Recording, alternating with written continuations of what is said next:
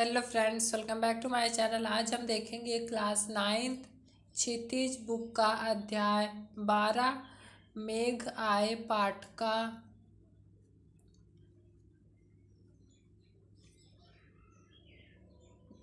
मेघ आए पाठ सर्वेश्वर दयाल सक्सेना जी के द्वारा लिखा गया है, जिनका आज हम जीवन परिचय देखेंगे और साथ ही साथ अध्याय 12 मेघ आए पाठ का प्रश्नोत्तर भी इस वीडियो में कवर करेंगे।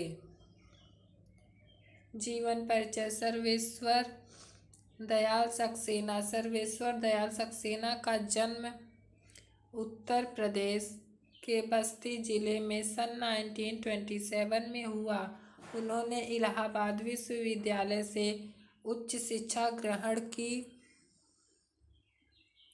आरंभ में उन्हें आजीविका हेतु काफ़ी संघर्ष करना पड़ा। बाद में दीनमान के उपसंपादक एवं चर्चित बाल पत्रिका पराग के संपादक बने। सन 1983 में उनका आकस्मिक निधन हो गया।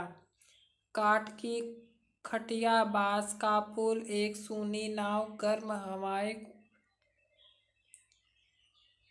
कुआनो नदी, जंगल का दर्द, खूंटियों पर टंगे लोग उनके प्रमुख कविता संग्रह हैं। प्रश्न अभ्यास। पहला प्रश्न है, बादलों के आने पर प्रकृति में जिन गतिशील क्रियाओं को कवि ने चित्रित किया है उन्हें लिखिए। उत्तर, बादलों के आने पर प्रकृति ने निम्नलिखित गतिशील क्रियाएं चित्रित हुई हैं। पहला, हवा नाचती गाती चलने लगी। दूसरा, गली गली दरवाजे खिड़कियां खुलने लगी। तीसरा, पेड़ झुककर झांकने लगे मानो वे गर्दन उठाकर बादलों को निहार रहे हैं। चौथा, नदी बाकी नजर उठाकर ठिठक गई। पांचवा, पीपल का पेड़ बादलों के स्वागत के लिए झुक गया। लताएं दरवाजे की ओट में छिप गई। सातवां, तालाब पानी भरकर लाया। आठवां, क्षितिज पर बिजली चमकने लगी। क्षितिज यानी आसमान। तेज वर्षा होने लगी, जिसके कारण जगह जगह से बांध टूट गए। प्रश्न 2, निम्नलिखित किसके प्रतीक हैं? धूल अतिथि के आने से उत्साहित चंचल बालिका का प्रतीक है। पेड़ साधारण ग्रामीण व्यक्ति का प्रतीक है। नदी ग्रामीण युवती है जो शहरी दामाद के आने पर तिरछी नजर से उसे देखने के लिए ठिठक जाती है। लता प्रतीक्षारत नायिका का प्रतीक है। ताल घर का उत्तरंग सदस्य का प्रतीक है जो मेहमान के पैरों को पखारने के लिए पानी की परात भरकर लाया।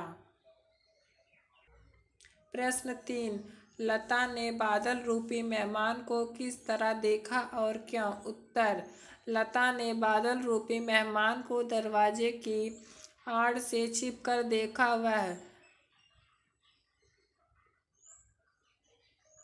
वह स्वाभिमानी प्रेमिका है। कई दिनों के बाद प्रिय के आने से वह नाराज है, लेकिन वह उसको देखे बिना भी नहीं रह सकती, इसलिए वह छुपकर देख रही है। प्रश्न 4, भाव स्पष्ट कीजिए। प्रश्न 4 का क्षमा करो, गांठ खुल गई अब भ्रम की।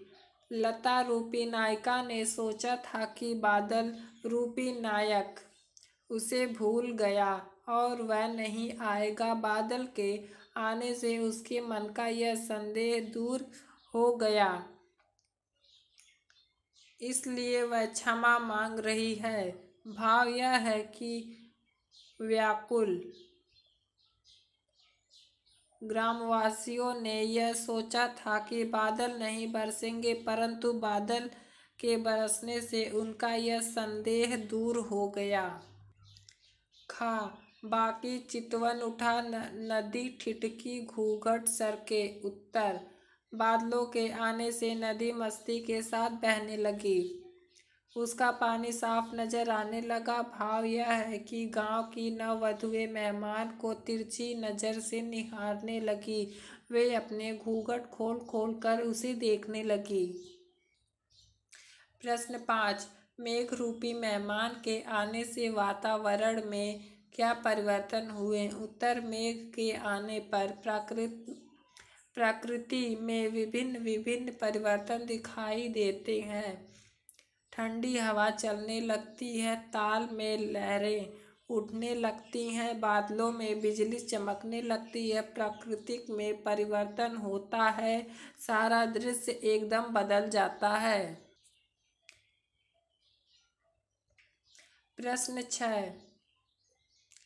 मेघों के लिए बन ठन के संवर के आने की बात क्यों कही गई है? उत्तर। मेघ जब भी आते हैं वे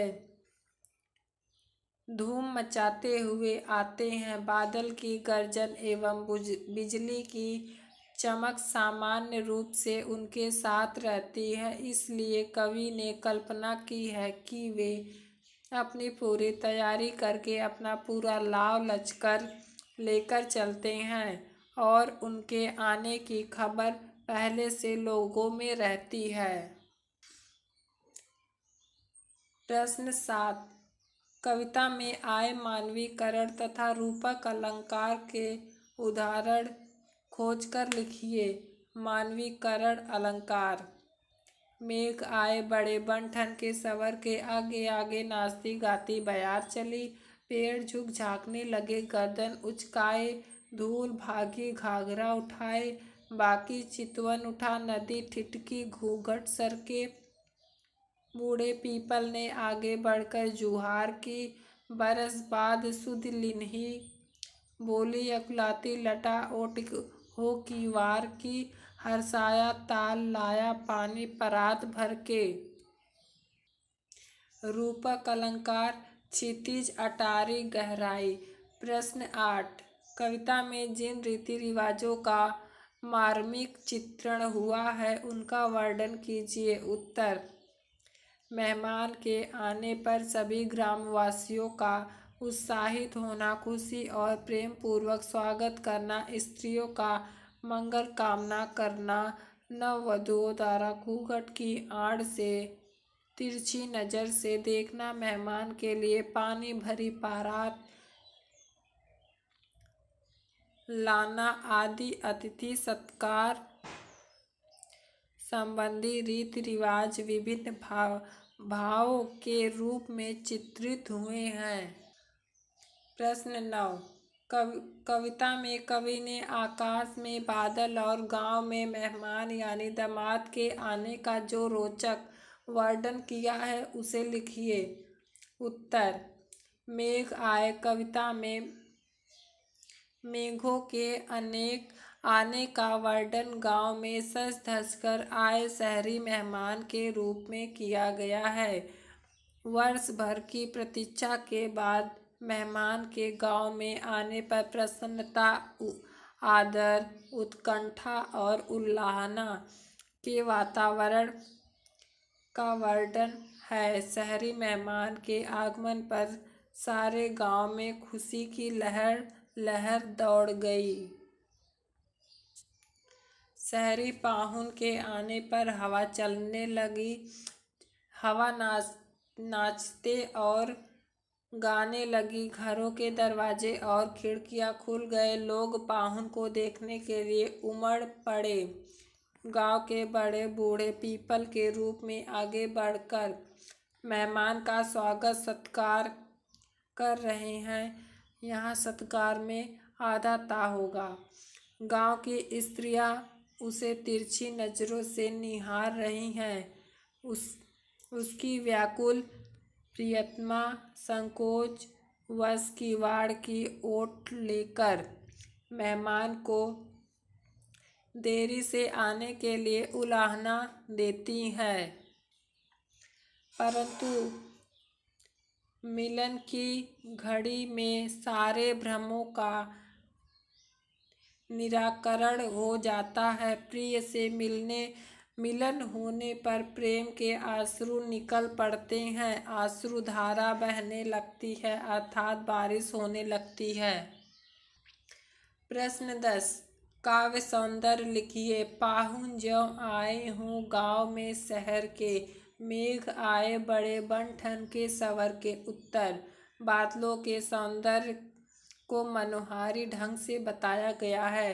पहली पंक्ति में उत्प्रेक्षा अलंकार है। बादल के लिए शहरी दामाद का उपमान अति सुंदर है। मेघ आए बड़े बन ठन के मानवीकरण अलंकार बड़े बन ठन के अनुप्रास अलंकार है।